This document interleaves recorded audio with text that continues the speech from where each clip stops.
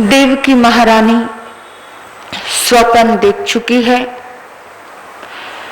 बड़ा शुभ स्वप्न। रात्रि में जागरण करती है।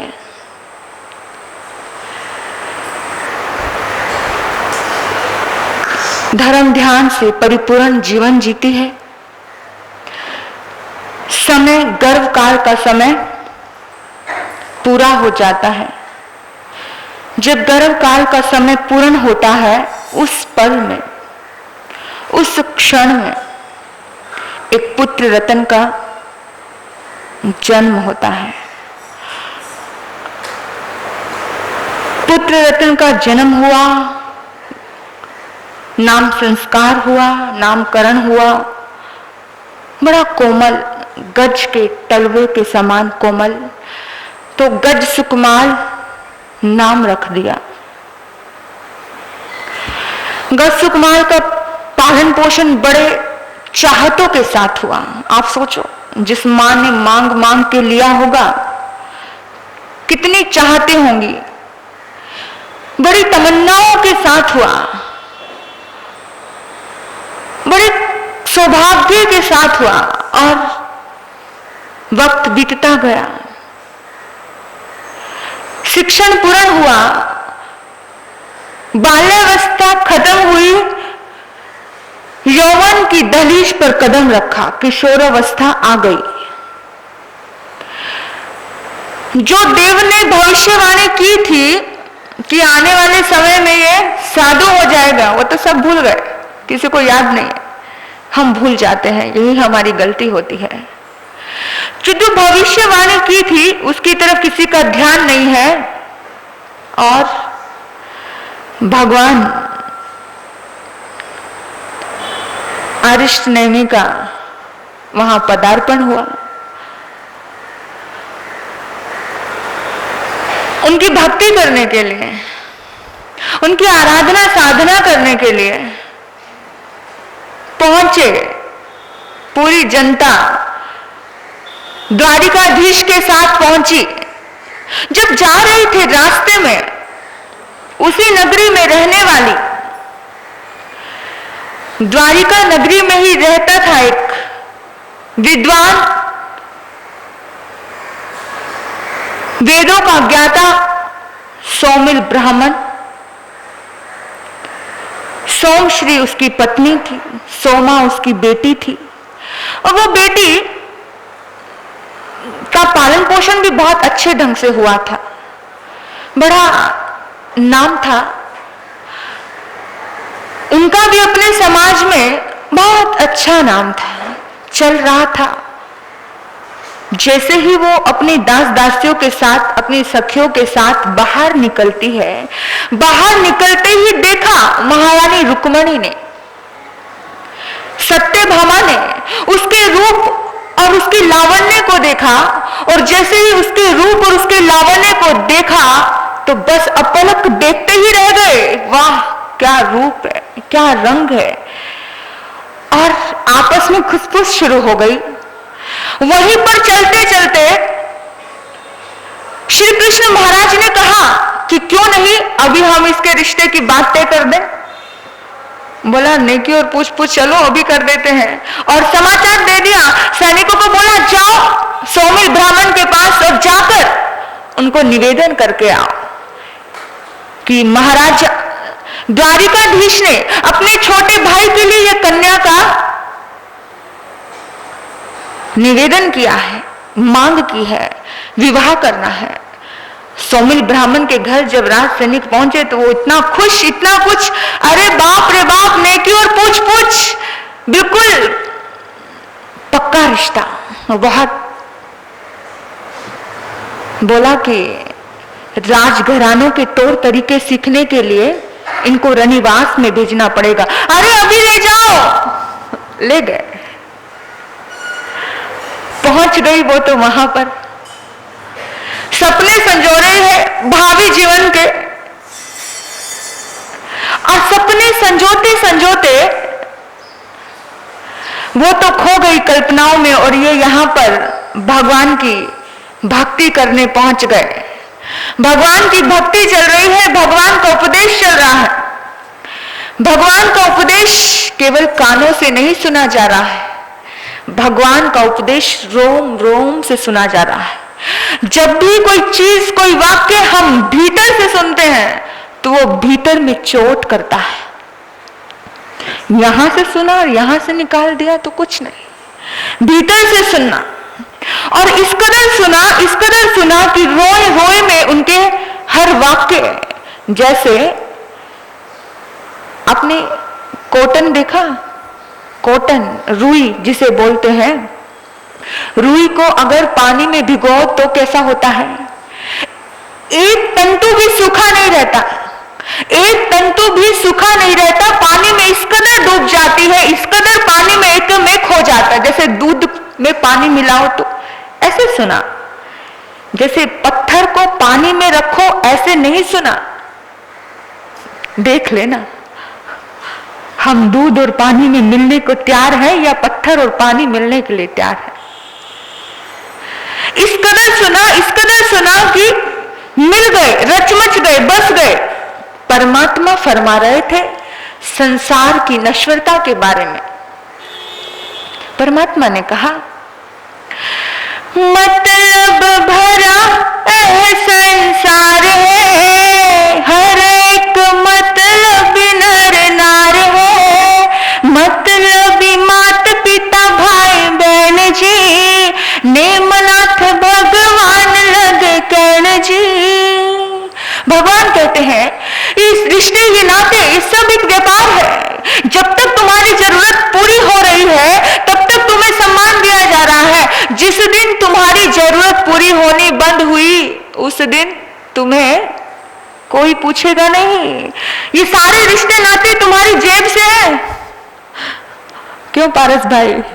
ये सारे रिश्ते नाते बच के निकल जाए इस दुनिया से, करता मोहब्बत कोई नहीं, पैसे की पहचान यहाँ, इंसान की कीमत कोई नहीं। बीबी बहन माँ बेटी भाई सब पैसे के रिश्ते हैं। बीबी बहन माँ बेटी भाई सब पैसे के रिश्ते हैं।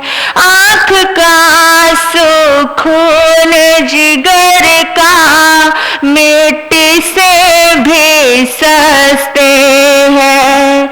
सबको तेरी जेब से रिश्ता, तेरी जरूरत कोई नहीं, सबको तेरी जेब से रिश्ता, तेरी जरूरत कोई नहीं। विश्वास नहीं है तो आजमा कर देख लेना।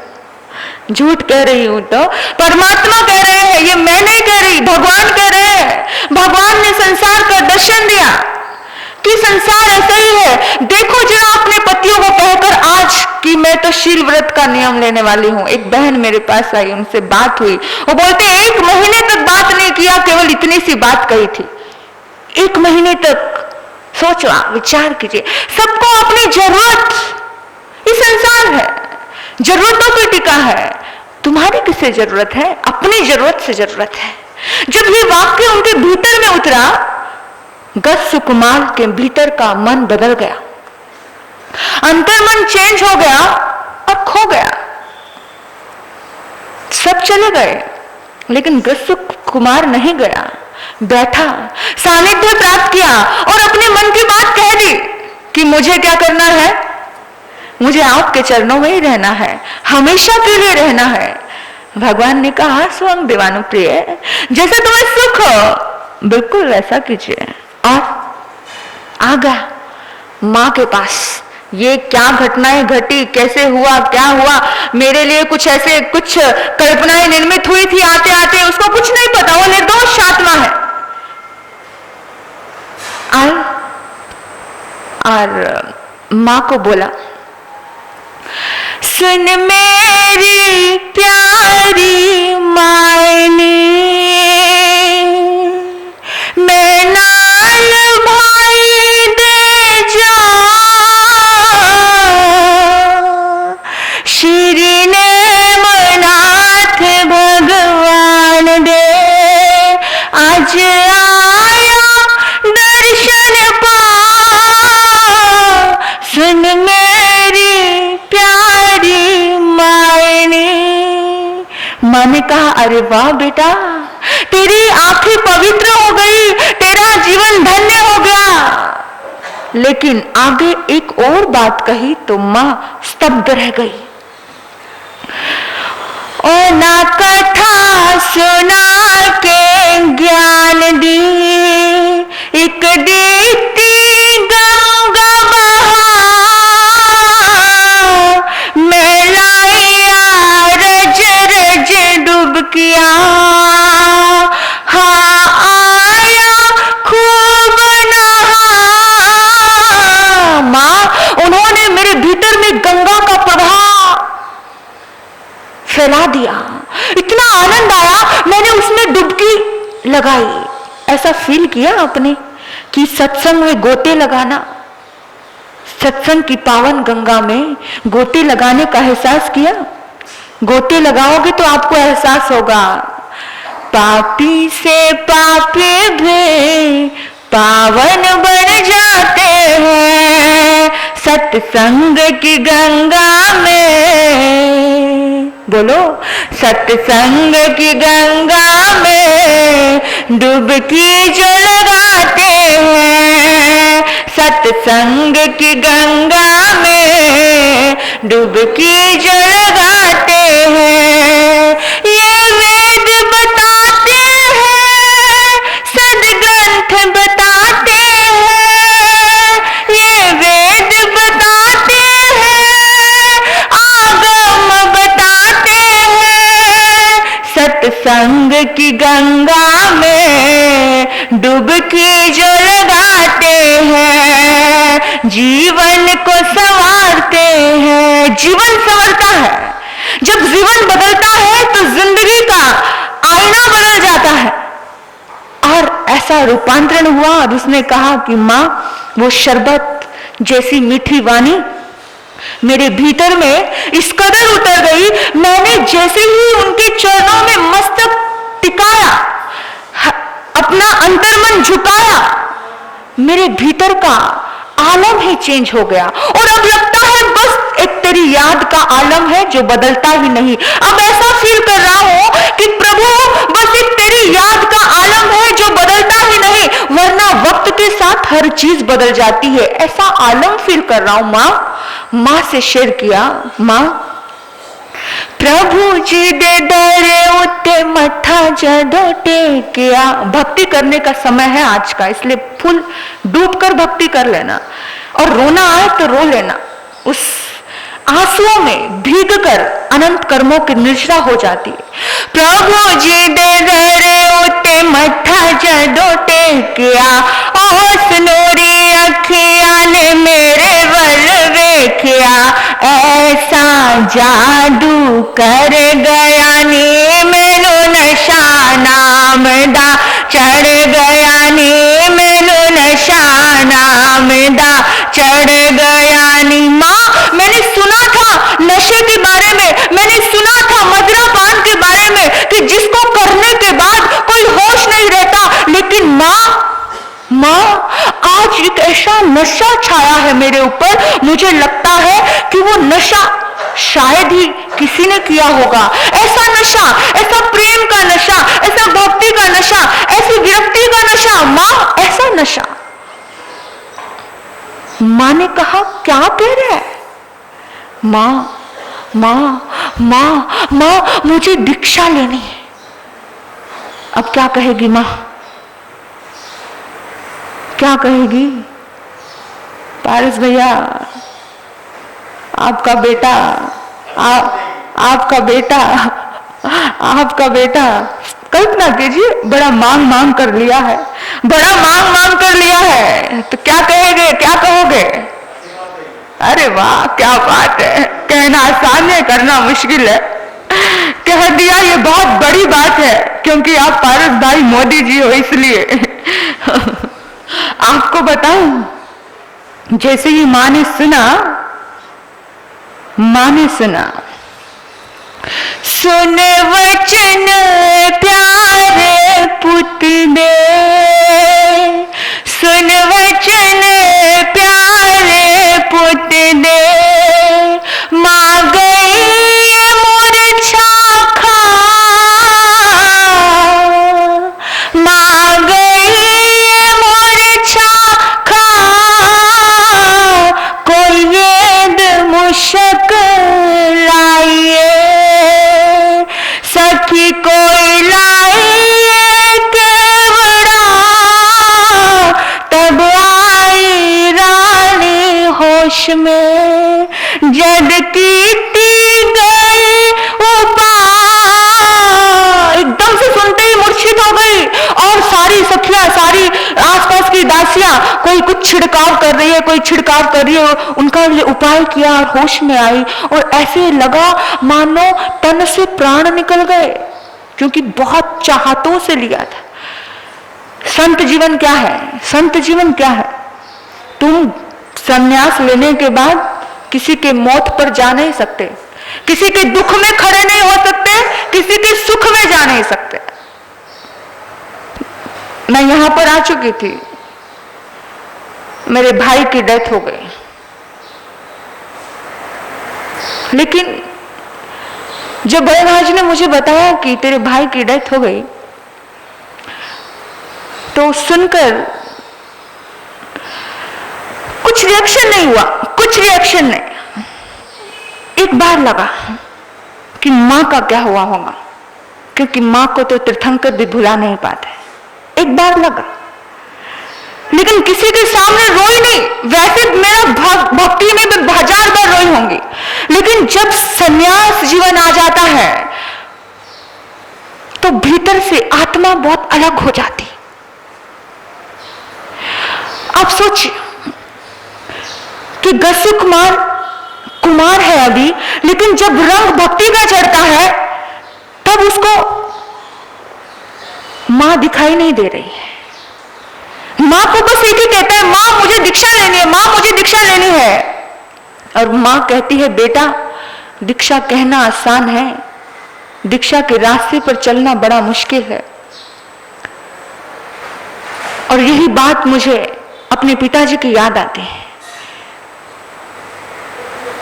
जब मैं उस टाइम में बहुत छोटी थी, मैं 14-15 साल की थी, और मेरे पिताजी ने मुझे कहा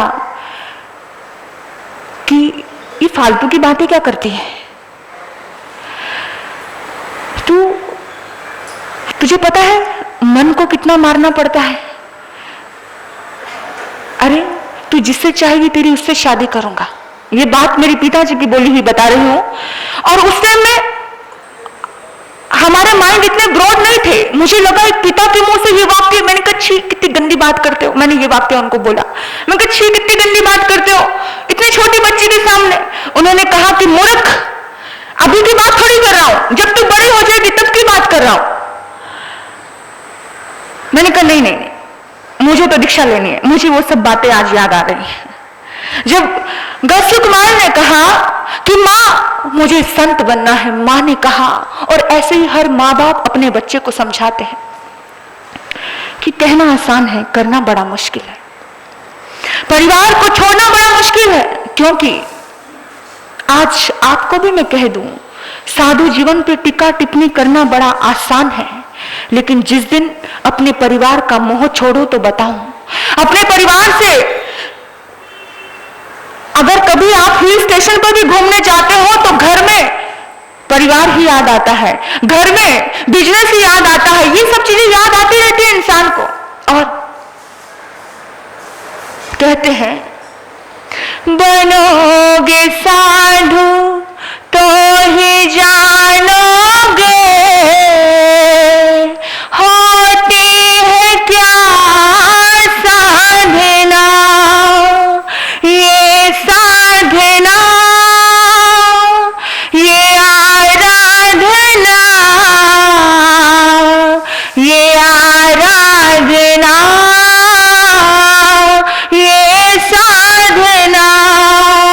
मैं नीचे भक्ति करने के मूड से आई हूं, थोड़ा भक्ति कर लेना, थोड़ा सा समर्पित हो जाना कि जब बनोगे तभी जानोगे।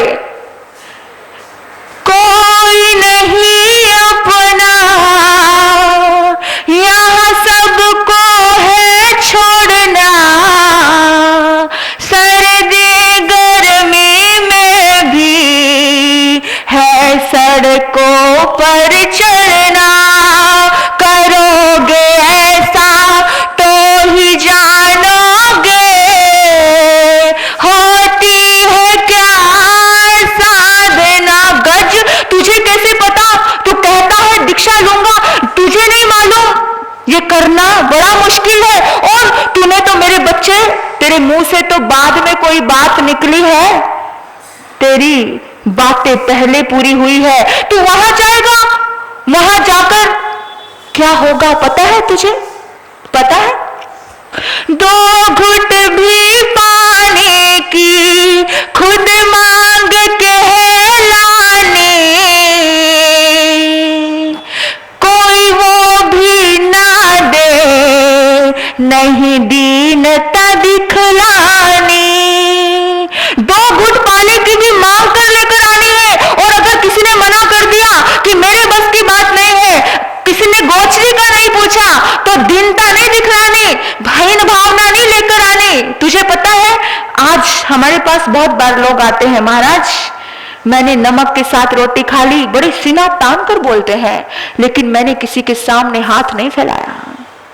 देखो मानना बड़ा मुश्किल है मेरे बंधुओं, बहुत मुश्किल है। और जब वो संत सब कुछ होते हुए, दो रोटी खाने के लिए कोई दीक्षा नहीं लेता, दो रोटी सबके घरों में होती है, लेकिन जब संत किसी के भीतर में जब ये भाव जागता है, जब ये एक समाज के कल्याण की, भीतर के कल्याण की, कि नई जिंदगी को सार्थक करने की भावना जागती है, तब वो सब कुछ करने के लिए तैयार होता है।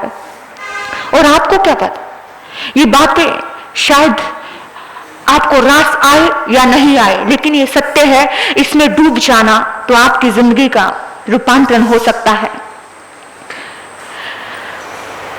हाथों से बालों का लोचन है करवाना, रूखा सूखा भोजन प्रसाद समझ खाना, खाओगे ऐसे तो ही जानोगे होती है क्या साधना, मांगोगे ऐसे तो ही जानोगे होती है क्या साधना। सब जगह तुम्हारे जैसे लोग नहीं मिलते हैं, सब जगह जब हम गांव में जाते हैं ना, तब आकर देखना आप। एक गांव में हम गए, हमने कहा कि बहन थोड़ा पानी मिलेगा, कुछ लौंग डालकर फ्रासुक या कुछ भी। मैं हमेशा गर्म पानी पीती हूँ, मुझे सूट नहीं करता और मुझे अच्छा नहीं लगता, और मेरा एक नियम है कि हमेशा गर्म पानी पीना। तो उन्होंने बोला सामने कुआं है, वहां से लेकर आ जाओ। आसपास कोई घर नहीं था, और वहां की बात बताऊं मैं, हम लोग सीनर से विहार किया था। रास्ते में एक रास्ता है, उसका नाम मैं भूल गई, वहां पर आसपास कोई घर नहीं है, वो केवल एक विहार धाम बनाया हुआ है किसी ने, वो जगह दान दी थी, 2 रूम बने हैं वहां पर, वहां की बात है। तो ऐसा बहुत बार होता है जब कभी कभी कोई ऐसे लोग भी टकरा जाते, जब गोचरी लेने जाते, एक घर में गोचरी लेने गए और पूड़े बने हुए थे, तो पूड़े बने थे तो वो बहन मुझे सब बहराने लगी। तो मैंने कहा बहन इतना जरूरत नहीं है मुझे, तो मुझे बस एक ही दो। तो उसने कहा कि नहीं महाराज साहब जी, हमारे घर कोई खाने वाला नहीं है। मैंने कहा क्यों, क्या हुआ? कहते आज शनिवार है ना। वो बेचारी सीधी थी, उसने सीधी बात बोल दी कि आज शनिवार है। तो मैंने कहा शनिवार है, इसका मतलब क्या? कहते नहीं, पंडित ने बताया था शनिवार को पूरे बनाकर क्या करने का, किसी को दान दे देने का। तो मुझे बड़ी हैरानी हुई, भैया तुम अपना ग्रह हम पर मत डालो, हम भी किसी के बच्चे हैं। तो ऐसे होता है जब ये सब चीजें करोगे, क्योंकि संत को कोई अपना नहीं मानता। ये बड़ी अजीब लगता है बात कि संत सब कुछ अपना छोड़कर समाज के लिए अपने परिवार को त्याग कर हजारों परिवारों को अपनाता है, और संत के प्रति देखने का नजरिया बड़ा विचित्र है आज की समाज का। तो बड़ा लगता है मुझे, विचार जागता है। और जब ये सब चीजें घटनाएं घटती है तो थोड़ी सी हंसी भी आती है कि प्रभु सचमुच सचमुच जब ये एक बार यहाँ आएंगे तब इन्हें पता चलेगा। कहना आसान है, एक बार यहाँ आकर बैठो, कोई कुछ कहता है महाराज जैसे करना, कोई कुछ कहता है महाराज जैसे करना, महाराज जैसे करना। महाराज यहाँ तुम चार लोगों के, चार परिवार के चार लोगों की बात सुनते सुनते थक जाते हो, यहाँ हमें हर समाज की बात लेकिन हमें आनंद आता है, हमें फिर भी आनंद आता है क्योंकि हमने मन से स्वीकारा है। पशु को बांध के रखा जा सकता है, इंसान को बांध के नहीं रखा जा सकता।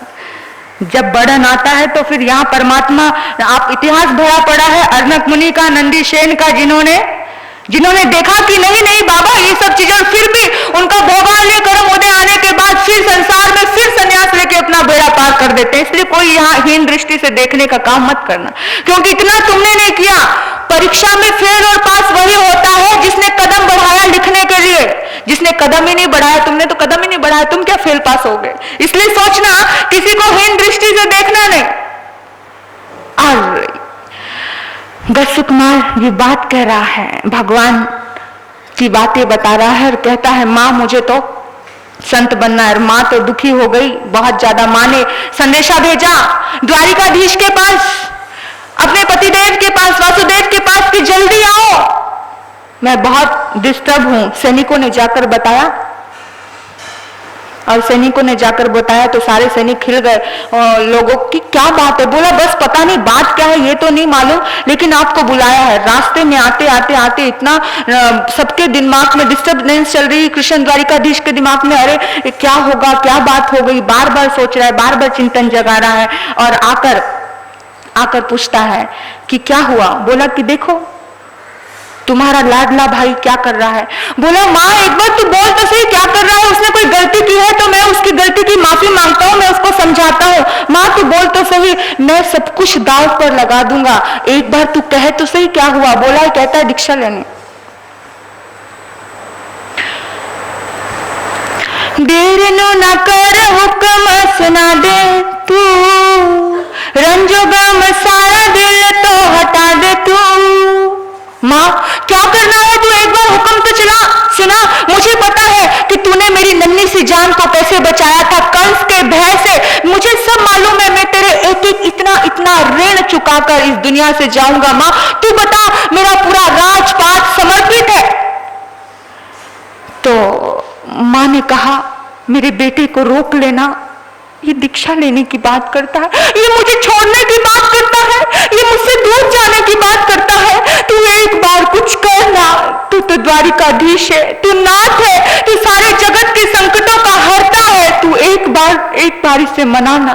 लेकिन जो कदम आगे बढ़ जाते हैं वो पीछे नहीं लौटते। बहुत मनाया। अच्छा मेरे छोटे लाडले भाई, मैं तेरे लिए पूरा राजपाट समर्पित करता हूं, तू बस रुक जा। मेरी माँ के लिए, मेरे चरणों में मैंने उनको सब कुछ समर्पित किया है, मेरी माँ के लिए तू रुक जा।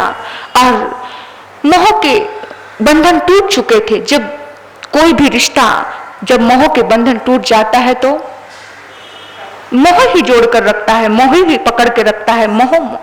और जिस पल में, जिस क्षण में ये घटना घटती है तो उस टाइम उसने कहा कि ठीक है राजपाट, सोच मुस्कुराने लगता है कि अभी तो केवल दीक्षा की बात की थी तो तेरे खंड का राजपाट मिल रहा है। दीक्षा के पास दीक्षार्थी होकर चिंतन चल रहा है कि ठीक है मैं राजपाट ग्रहण कर लेता हूँ। अब सबको थोड़ा संतुष्ट होता है, मन संतुष्ट होता है कि अभी क्या, अभी ये राजपाट संभालेगा, बैठाएगा। राज तिलक करवा दिया धूमधाम से, पूरी नगरी में घोषणा करवा दी, पूरी नगरी, पूरा दरबार खचाखच भरा हुआ है। और बोला नए सम्राट हुक्म फरमाइए, क्या करना है, क्या आदेश है आपका। बोला देर लो न कर हुक्म सुना दे जे, रंजो गम सारा दिल ते हटा दे दे। मन मेरा होया जग तो है दूर जी, बनना है माता में साधु जरूर जी। माँ मुझे तो साधु बनना है। माँ कहती बेटा तूने दुख दर्द संसार के कुछ भी नहीं है जो दुख दर्द वहां पर है। उसने कहा वहां के दुख दर्द की बात करती है, जो दुख दर्द मैं देख कर आया हूं वहां के दुख दर्द उसके दुख दर्द से कुछ भी नहीं है। बोला कौन से दुख दर्द देख लिए तूने। बोला नरकों के दुख दर्द। मैंने भी सुना भगवान से कि नरकों में इस आत्मा को कितना पीड़ित किया जाता है, कितनी तकलीफ दी जाती है। ये दर्द तो कुछ भी नहीं है।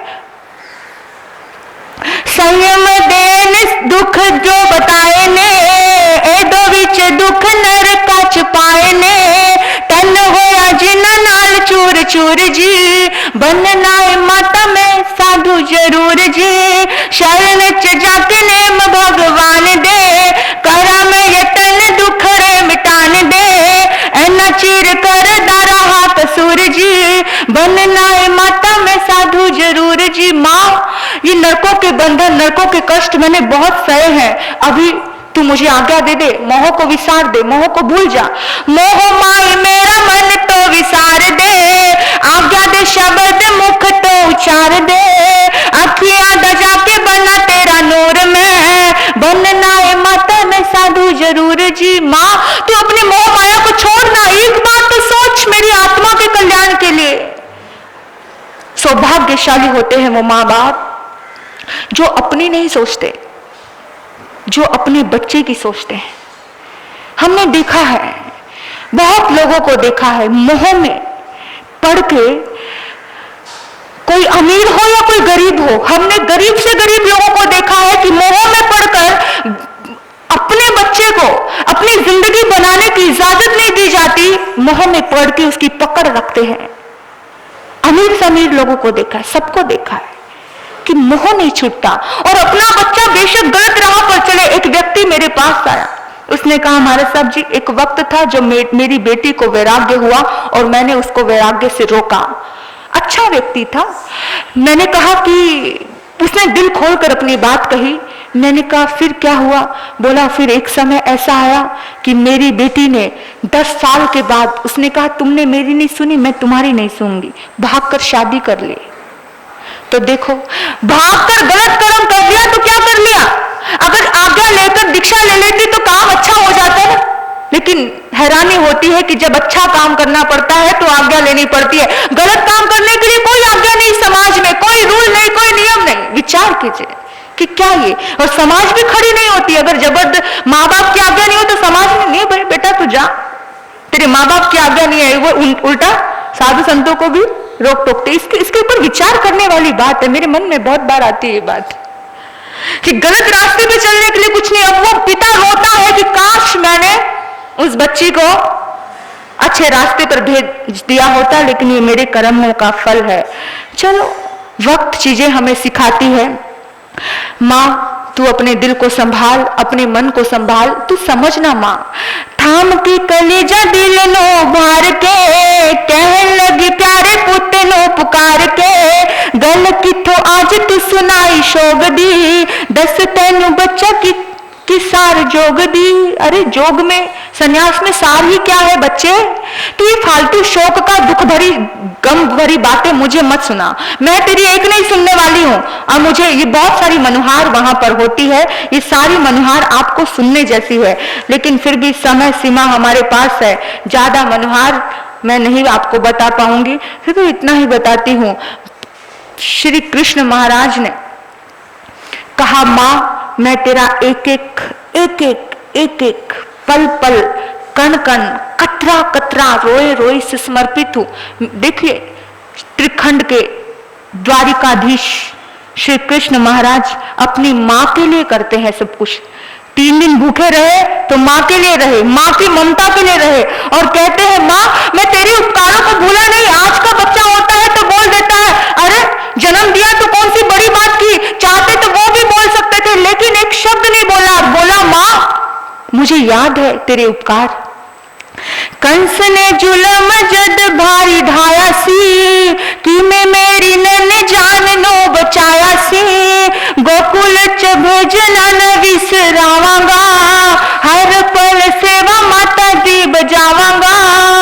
अब गसुक माल को बोलता है कि देख भैया, मैंने तेरे लिए सब कुछ वार दिया, तेरे लिए राजपाट वार दिया, सब कह दिया, लेकिन तू फालतू की जिद छोड़ दे। मैं तो हमेशा माँ का ही दास हूं, माँ की ही सेवा बजाऊंगा।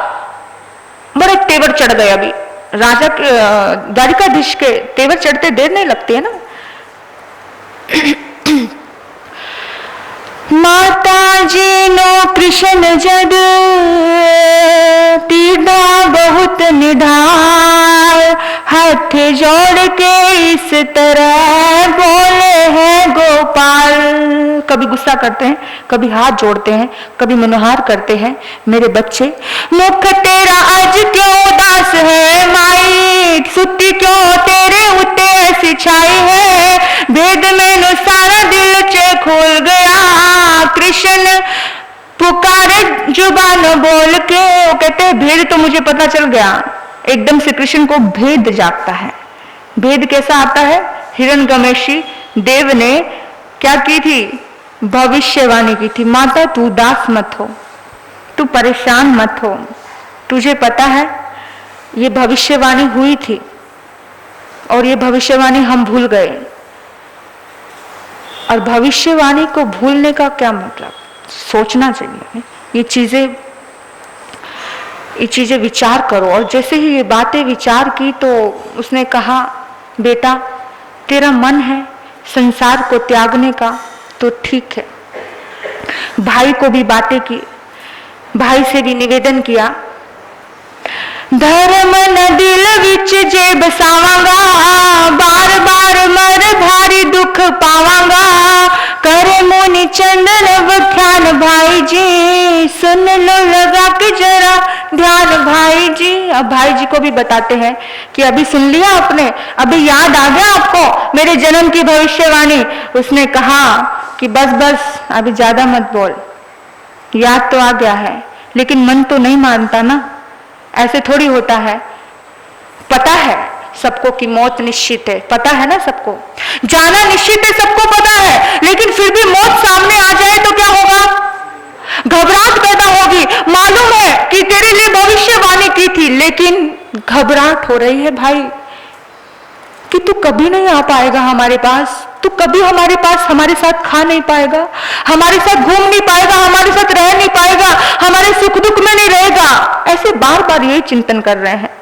लेकिन फिर भी गई माँ का दिल है, मजबूर हो जाता है। कहा बेटा ठीक है, तेरे सुख में हमारी खुशी है, तू जा।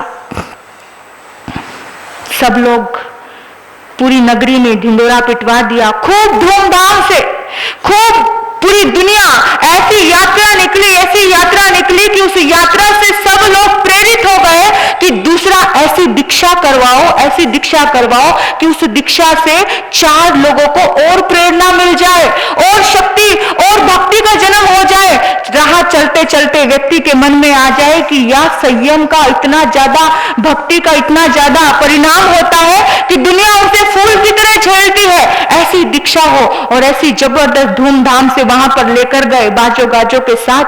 और जाकर अरिष्णेमी भगवान के पास भारी मन से कहती है, भगवान दीन बंधु सखा सिंधु भगवान जी, भेट लाए पुत हिरियादि खान जी, साडे उते आप उपकार कीजिए, गजनु बना के शिष्य पार कीजिए, कृष्ण तो छोटा है मेरा लाल जी, संयम दाद मन चह ख्याल जी, देके झट दीक्षा उद्धार कीजिए, गजनु बना के शिष्य पार कीजिए। बोला प्रभु ये मेरा पुत्र है जो मैंने बड़ा मांग के लिया है, मैं आपके लिए एक बड़ी सुंदर भेंट लेकर आई हूं, इस भेंट को स्वीकार करना, इसका उद्धार करना प्रभु। दुनिया तो भारी है घबराया है, संयम दायद मन च ख्याल आया है, मेरे उते जरा भी विचार ना कीजिए, ऐसे न बना के शिष्य पार कीजिए। परमात्मा मत सोचना कि मेरा क्या होगा, लेकिन इसका उद्धार करना, इसका कल्याण करना, यही तो होती है ना माँ। इसी तो कहते हैं कि मेरा क्या होगा मत सोचना, बस मेरा बच्चा सुखी रहे, मेरा बच्चा जान दे समान मैनू एह प्यारा जी, जान दे समान है मैनू प्यारा जी, सचमुच मेरी अखियां दा तारा जी, ऐसे बात उते न विचार कीजिए, गजनू बना के शिष्य पार कीजिए। प्रभु मेरे मन पर, मेरे दिल पर विचार मत करना, इसी को शिष्य बनाना, इसको पार करना।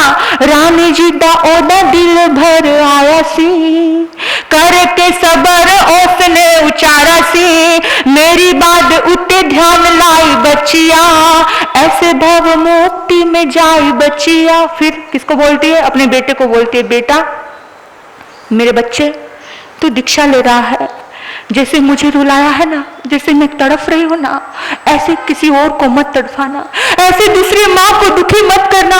मुझे पता है जब कोई बच्चा अपनी माँ से दूर जाता है, ये तो दीक्षा लेने जा रहा था, लेकिन जब कोई बच्चा अपनी माँ से मुंह मोड़ता है एक पत्नी की खातिर, उस माँ का दिल, उस माँ के प्राण ऐसे सूख जाते हैं जैसे जिंदा शरीर से उसका आत्मा निकल गई हो, जिंदा लाश बनकर भी खड़ी हो जाती है वो माँ। ऐसा दर्द होता है उस माँ को, उस दर्द का बख्यान जिसके ऊपर पड़ती है वही जानता है, दूसरा नहीं जानता।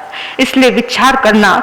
वो कहती है, बेटा मैं तो बस इतना ही कहूंगी, मेरे शिक्षा पे ध्यान लगाना बेटा, इसे भाव में मुक्ति को जाना बेटा, मेरी शिक्षा पे ध्यान लगाना बेटा, इसे भाव में मुक्ति में जाना बेटा। कहते हैं बेटा मेरी शिक्षा यही है कि बस तू इसी भाव में मोक्ष को जाना। माँ को कुछ पता नहीं कि वो चरम शरीरी जीव है, लेकिन माँ की भीतर का आशीर्वाद देखिए, भीतर की भावना देखिए। वो कहता है, बच्चा कहता है, गज सुकुमार कहता है, शीश नवा के चरण विच खूब विनय देना, दोनों ही कर जोड़ के कहंदे गज सुकुमार, परम हितैषी मेरी पूज्य माई तू, दिल विच कर न फिकर राई तू, जीवन सफल अपना बनावांगा, ऐसे भाव मुक्ति जरूर जावांगा। माँ तू क्यों सोचती है? माँ तेरी बातें सुनकर मेरा मन भी ऐसा हो रहा है कि माँ मेरा वादा है, मेरा पक्का इरादा है, मैं इसी भाव में मोक्ष जाऊंगा। माँ गसुकमाल को भी नहीं पता, ये भविष्य के ज्ञाता तो केवल भगवान थे, उनको नहीं पता, लेकिन उनके भीतर में इस संवाद हुआ था। इस संवाद में कितना दम था, सोचिए कितनी भावनाएं थी। देखिए कि माँ इसी भाव में, मैं कोई दूसरी माँ, दुनिया मुझे किसी दूसरी माँ के नाम से जाने, ऐसा मैं कभी नहीं करवाऊंगा, मेरा वादा है ये, और इस वादे पर मैं पक्का खरा उतरूंगा।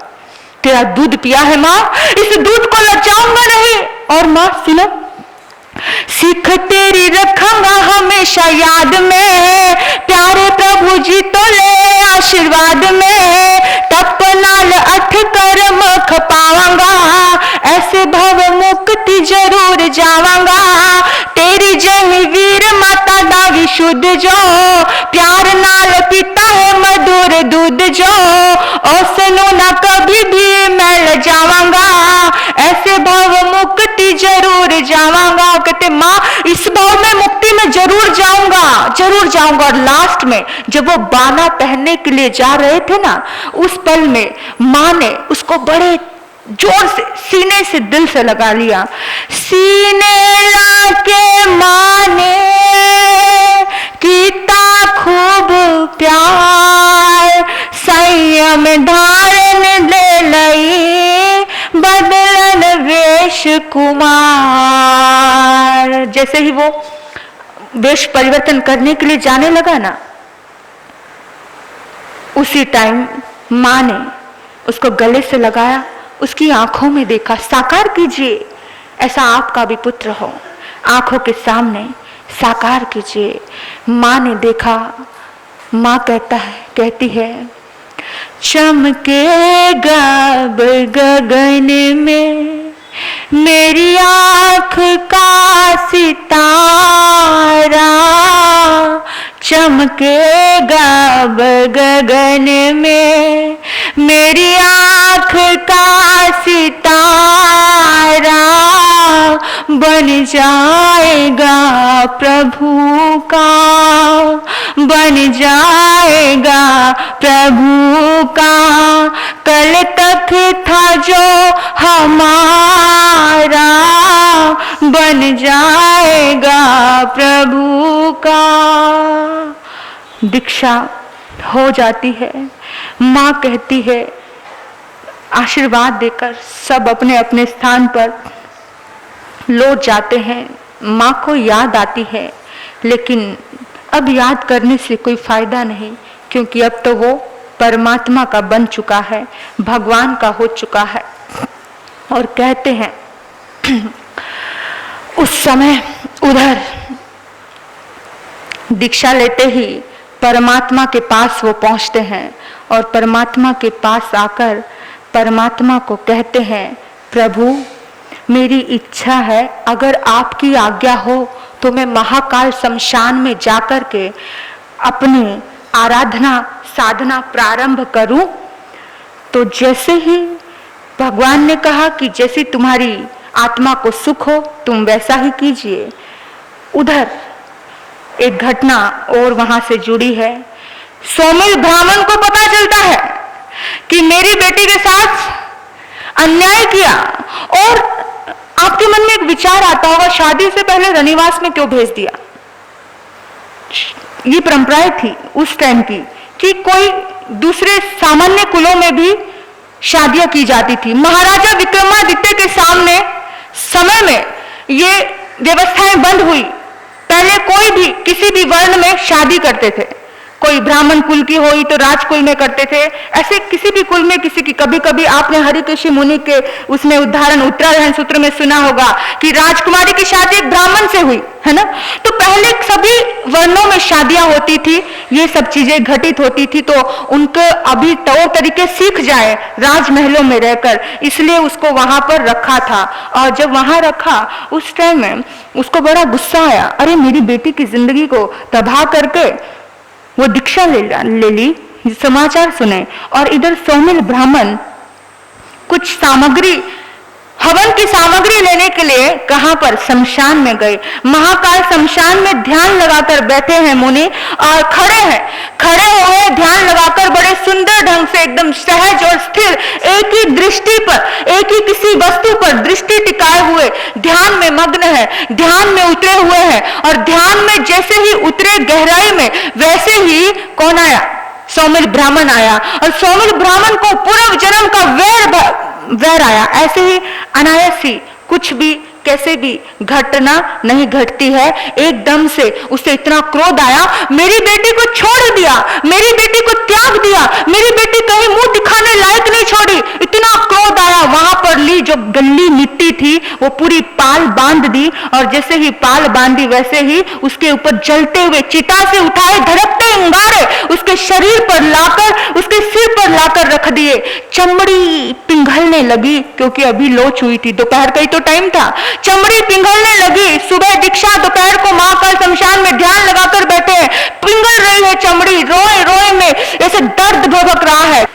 आपको पता है उनकी जिंदगी में तो इतना भारी कष्ट आया था, वो विचलित नहीं हुए। लेकिन हमारे यहाँ तो थोड़ा सा सामने भी कोई इतना इधर उधर आंख आए तो हम इतने विचलित हो जाएंगे। कैसे पाएंगे मुक्ति की साधना, कैसे करेंगे आराधना, सोचो जरा।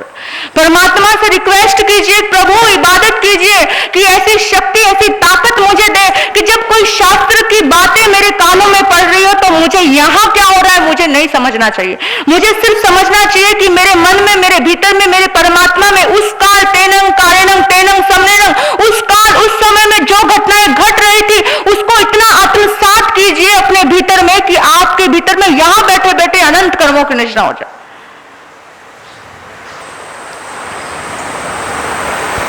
गज मुनि के शीश पर अंगार धरे, गज मुनि के शीश पर अंगार धरे, खींच खिचड़ी समरी जती थी खोपड़ी, खिचड़ी समरी जती थी खोपड़ी।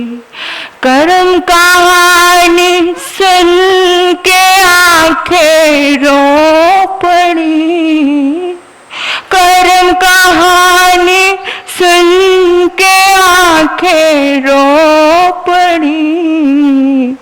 कर ले बंदे प्यार प्रभु से दो घड़ी, कर ले बंदे प्यार प्रभु से दो घड़ी।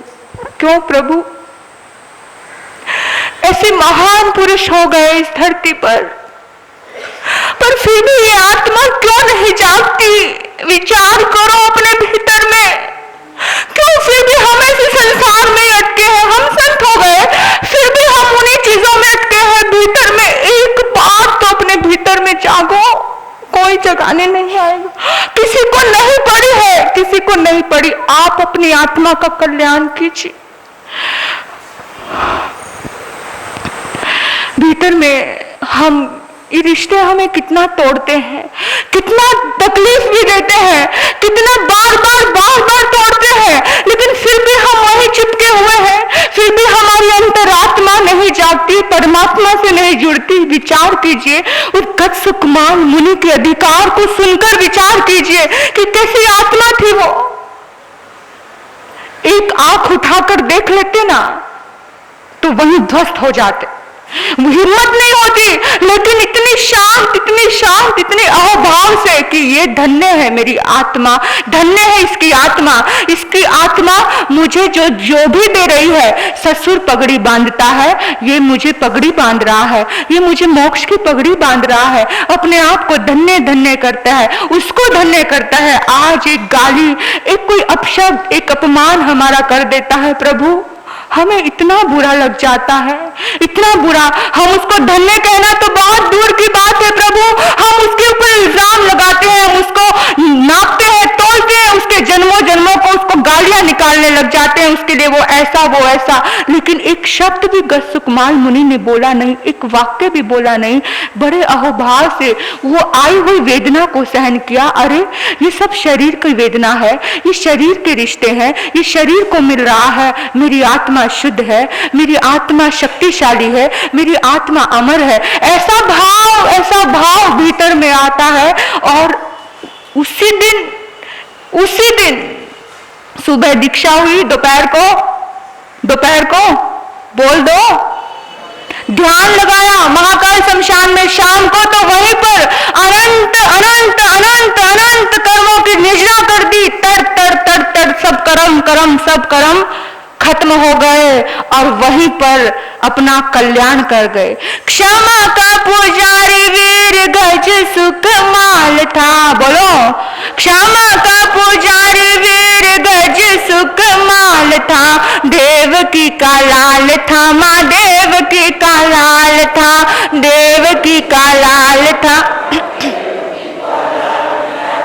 प्रेम भरी वाणी सुन नेम भगवान की, दिल में अनोखी ज्योत जग गई ज्ञान की, हाँ जग गई ज्ञान की। संयमल दुनिया का काटा मोह जाल था, संयमल दुनिया का काटा मोह जाल था। देवकी का लाल था, वो देवकी का लाल था, बोलो देवकी का। देख लो 99 भावों के बाद भी, देखो देख लो 99 लाख भावों के बाद भी प्रतिशोध आ गया अचानक याद जी, हाँ अचानक याद जी। बदला चुकाया सिर अग्नि को डाल था, बदला चुकाया सिर अग्नि को डाल था। देवकी का लाल था, माँ देवकी का। गुस्सा एक राय भी न लाए मुनि मन में, कर गए बेड़ा पाल पल में वो क्षण में, हाँ पल में वो क्षण शांत भाव कैसा कैसा उनका कमाल था, शांत भाव कैसा कैसा उनका कमाल था। देवकी का लाल था, माँ देवकी का लाल था, देवकी का लाल था, माँ देवकी का लाल था। बोलिए गसुक मुनि अणगार की, मोक्षगामी गसुक मुनि अणगार की। ज्ञान दर्शन की कैवल्य की ज्योति यहीं पर प्रकट हुई और यहीं पर उसी पल उसी क्षण में मोक्ष को सिधार गए। बोलिए गसुक कुमार अणगार की। विचार कीजिए, इधर सपने संजोए जा रहे हैं, सुबह उठेंगे, भाई के दर्शन करेंगे, माँ सोचती है बेटे को मिलूंगी, पूछूंगी बेटा पहली रात कैसी गुजरी। आ गए सब लोग, वंदन किया। जैसे ही वंदन किया और ढूंढ रहे हैं, किसको आंखें ढूंढ रही हैं?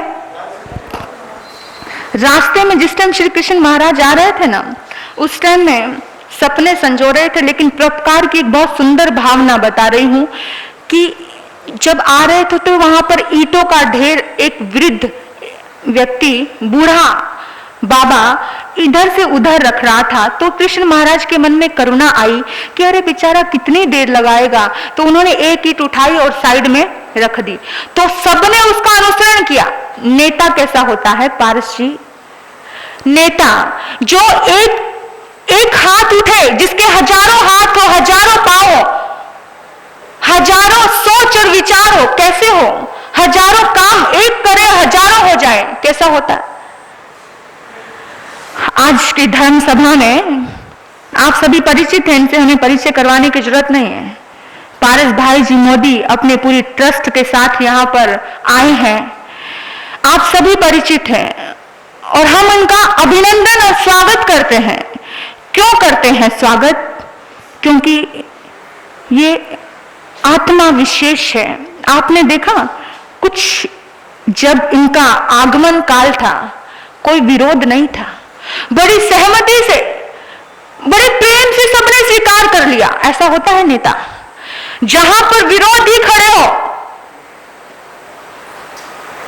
सोचने की बात है। ये कॉन्फ्रेंस क्या थी? पहले तो कोई दुनिया जानती नहीं थी, आज दुनिया में एक नाम हुआ है, कुछ काम हुए हैं।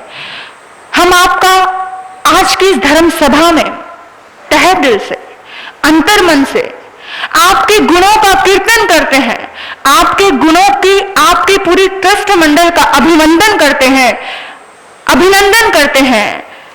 पारस भाई मोदी, इन्होंने तो मुझे मेरे पहले कदम से ही मेरा साथ दिया है। नांदगांव में पहला फंक्शन था, मैं सोच भी नहीं सकती थी, तब से ये मेरे साथ थे। हमारे उस फंक्शन पे बड़े भारी मात्रा में इन्होंने बड़ा अच्छा सुंदर दान दिया, बड़े सुंदर काम किए थे वहां पर, तो हमें ये याद है। और पुणे में भी मिले, समय समय पे मिले। जब शपथ विधि थी तब भी ये हमारे पास आए। ये हमारे बड़े भाई हैं, हम तो बहुत छोटे हैं, उनके सामने छोटी बहन है, तो इन्होंने बड़ा प्यार दिया हमको।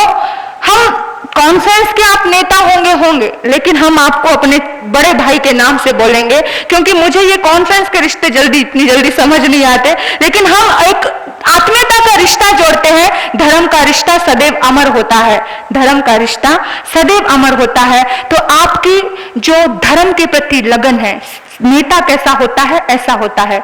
जब श्री कृष्ण ने हाथ उठाया, किसको देने के लिए? इस ईंट को उधर रखने के लिए, तो पूरी जनता ने वो हाथ उठाया। तो आप सभी जब ये एक कदम समाज के कल्याण के लिए बढ़ाएं, तो आप सभी से निवेदन है कि जब कोई समाज के कल्याण की बात हो तो आप सभी हाथ उठाएं एक साथ, क्योंकि जिस पल में, जिस क्षण में श्री कृष्ण महाराज ने एक ईंट उठाकर वहां पर रखी, तो एक पल में उसका काम हल्का हो गया। करुणा देखिए कितनी थी, हजारों हाथ चल गए।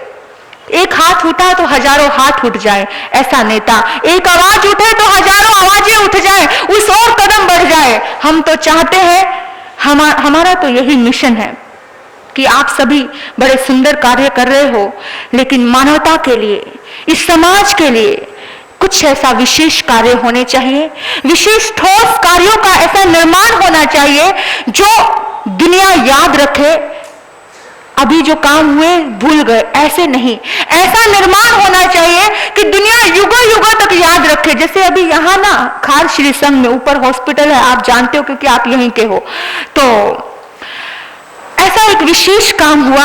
आज हम इन सभी ट्रस्टी गणों से, अध्यक्ष जी से बात होती है तो ये कहते हैं महाराज ये जो वृक्ष है ना, ये वृक्ष जो बीज हमारे महापुरुषों ने, हमारे बुजुर्गों ने लगा दिया और आज हम इसके फल खा रहे हैं।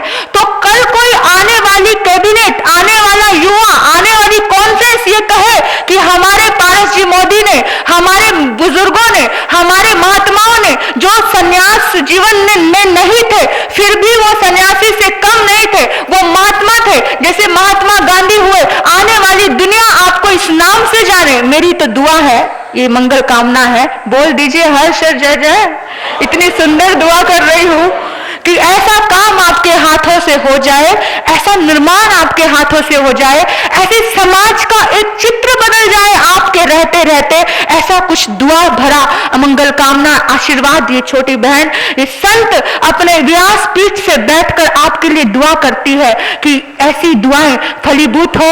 समाज में बड़े बड़े सुंदर काम हो रहे हैं, उन सब विशेष कामों से आप जुड़े, आप कुछ निर्माण करें क्योंकि आपके अंदर ताकत है और आपके अंदर वो ताकत है, पूरी कैबिनेट के पास वो ताकत है। जब आप कुछ ऐसा विशेष काम करोगे तो जरूर मेरा विश्वास है कि जरूर कुछ नया काम इस हो सकता है समाज के लिए। कोई भी बेरोजगार ना रहे, नौकरियां लगी जाए बच्चों की। जैसे जीतो का काम कितना सुंदर शुरू हुआ है, तो हमारी ऑल इंडिया कॉन्फ्रेंस के माध्यम से भी समाज के लिए ऐसा काम होना चाहिए कि सचमुच गर्व से कह सके कि हमारा ये स्थानापति परंपरा का इतना सुंदर निर्माण चल रहा है, इतना अच्छा काम चल रहा है। और मैं चाहती हूं कि आप ऐसा कदम बढ़ाओ, हम आपके साथ हैं। जरूर ऐसा हम भी आपके ऐसे मानवता के परोपकार में, हमारा तो एक ही स्लोगन है, एक कदम मानवता की ओर। हमारा एक कदम मानवता की ओर उठता है तो हजारों कदम मानवता की ओर उठ जाते हैं। तो यही ऐसा होता है नेता। कैसा होता है? श्री कृष्ण जैसा हम आपको पदवी दे रहे हैं, ऐसा नेता बन जाना। तो आपको बता रहे हैं कि जरूर हमारी मंगल कामनाएं सफल होंगी। जो काम दवा से नहीं होता वो काम दुआ से हो जाता है। तो ये दुआ हमारी आपके लिए है, आपके पूरी ट्रस्ट मंडल के लिए है, पूरी कैबिनेट के लिए है, ऑल इंडिया पूरी कॉन्फ्रेंस के लिए ये आशीर्वाद और मंगल कामनाएं हैं हमारी। आपको कहूं वो जाते हैं और वहां जाकर अपने भाई को देखते हैं और भाई तो नजर नहीं आते तो विनय करते हैं। कृष्ण कहे भगवान से बता दो मेरे भ्रात को, कृष्ण कहे भगवान से बता दो मेरे भ्रात को। प्रभु मेरे भ्राता जी कहां पर हैं? मुझे उनके दर्शन करने हैं, वंदन करने हैं। और भगवान ने कहा श्री कृष्ण वो तो अपना कार्य सिद्ध कर गए। मतलब कार्य सिद्ध कर गए क्या? सोच भी नहीं सकते थे सपने में भी कि कौन सा कार्य सिद्ध कर गए। बोला वो तो सिद्ध बुद्ध मुक्त हो गए, उन्होंने तो देवकी के लाल ने अमर गाथा कर दी, वो तो अमर हो गए। बोला ऐसे कैसे? किसने मारा मेरे भाई को? किसने अपने काल को निमंत्रण दिया है? एक बार उसका नाम बता दीजिए, तहस नहस कर दूंगा, इस दुनिया को आग लगा के रख दूंगा। इतना गुस्सा आता है यहाँ जब अपने ऊपर पड़ती है ना, तब जब ममता पर पड़ती है तब क्या हो जाता है? सब खत्म हो जाता है। भगवान नहीं दिख रहे अब बैठे हुए, भगवान नहीं दिख रहे, अब तो बस अपना भाई दिख रहा है कि मेरा भाई मेरा भाई। तो भगवान तो जानी जान थे। भगवान ने कहा अरे श्री कृष्ण इसमें नाराज होने की बात नहीं है, उस व्यक्ति ने तो तुम्हारे भाई का काम हल्का किया है, तुम धन्यवाद करो, सहयोग दिया है। बोला कैसा सहयोग? पूरा चित्रण कर दिया, पूरे भावों का चित्रण कर दिया। सहयोग ऐसे दिया है जैसे अभी आते हुए एक वृद्ध पुरुष को तुमने सहयोग दिया था ना, दिया था कि नहीं? बोला हाँ दिया था। ऐसे ही सहयोग उसने दिया। जो काम वो घंटों में, महीनों में, सालों में पूर्ण करने वाला था वो काम उसने, जैसे तूने 1 घंटे में चलते चलते ही खत्म कर दिया, उसके सारी ईंटें खत्म हो गई, दूसरी तरफ लग गई। ऐसे ही उस श्री स्वामी ब्राह्मण ने भी वही काम किया है। नाम नहीं लिया, नाम तो मैं ले रही हूं आपको। ऐसा ही काम किया है। बोला भगवान उसका नाम बताओ, एक बार नाम बता दो। भगवान ने कहा कि अरे नाम बताने की जरूरत नहीं है, तू जाएगा ना रास्ते से, तुझे रास्ते में ही मिल जाएगा। और बस सोच लेना, तुझे देखते ही जो अपने मौत को प्राप्त हो जाएगा उसका आयुष कर्म इतना ही, आयुष कर्म के बल पर वो वही खत्म हो जाएगा। और कहा बड़ा दुखी है, मन बोझिल है, इतनी आंसुओं से द्रवित है दिल, इतना दुखी मन से राजमार्ग से नहीं जाना है, अब कौन से मार्ग से जाना है, छोटे मार्ग से जा रहा है। और वो भी छोटे मार्ग से कृष्ण से बचने के लिए आ रहा था, क्योंकि उसको पता था कि भगवान जाने जाना है, भगवान तो सब बता देंगे। लेकिन भगवान भी समझदार थे, भगवान बेशक जानी जान थे, मन प्रवय ज्ञान, ये ज्ञान केवल ज्ञान सब था उनके पास, लेकिन भगवान कभी भी किसी की गुप्त रहस्य प्रकट नहीं करते थे। भगवान ने तो कुछ नहीं बताया, सिर्फ इतना बताया था कि रास्ते में आते ही जो तुझे मिलेगा बस उसको समझ लेना कि वही व्यक्ति है। और जैसे ही श्री कृष्ण का आमना सामना हुआ, धड़ाम से उसको हार्ट अटैक, आज के जमाने में हम हार्ट अटैक बोलते हैं, घबराहट से धड़ाम से जमीन पर गिरा और प्राणांत हो गए।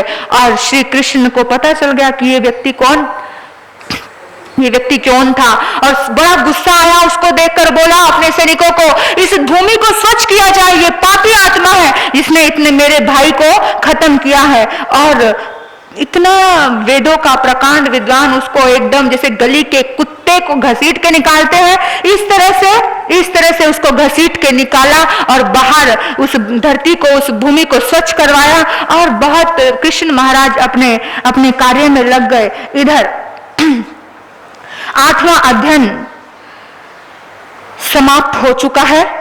जम्मू स्वामी सुधर्मा स्वामी से निवेदन करते हैं, 8वें अध्ययन में जो वर्णन भगवान महावीर ने किया था मुझे आपने बताया है, आप कृपा करके 9वें अध्ययन में भगवान महावीर ने क्या वर्णन किया है वो बताइए।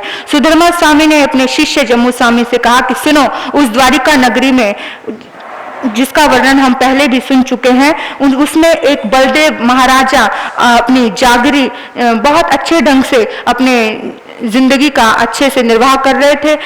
धारनी उनकी रानी थी और उन्हें एक सपना आया, सिंह का स्वप्न देखा और उस स्वप्न में उन्होंने अपने पति से जिक्र किया उस स्वप्न का आकर, और स्वप्न में उन्होंने बताया कि बहुत ही सुंदर खूबसूरत एक पुत्र रतन का जन्म होगा। बालक का जन्म हुआ, बाल्यावस्था आदि सब गौतम कुमार की तरह समझनी चाहिए। उसका नाम रखा गया सुमुख कुमार।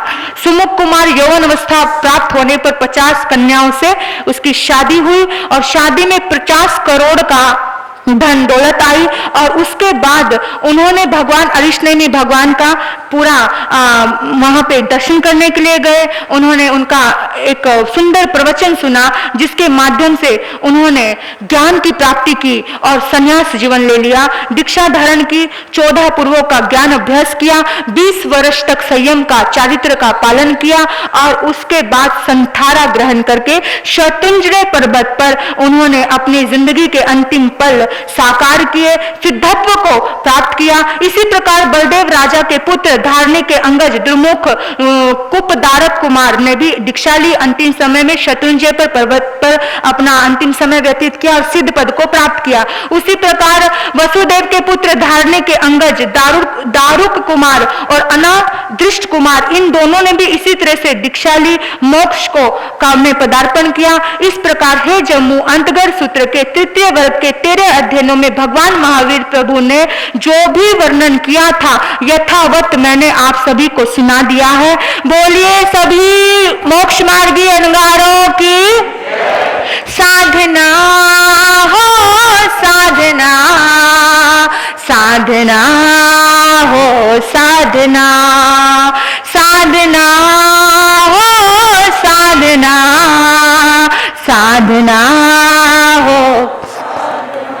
साधना साधक वो साध गए रे, साधना साधक वो साध गए रे, आगम के पन्नों पे वो आ ही गए रे, आगम के पन्नों पे वो आ ही गए रे। बोलो साधना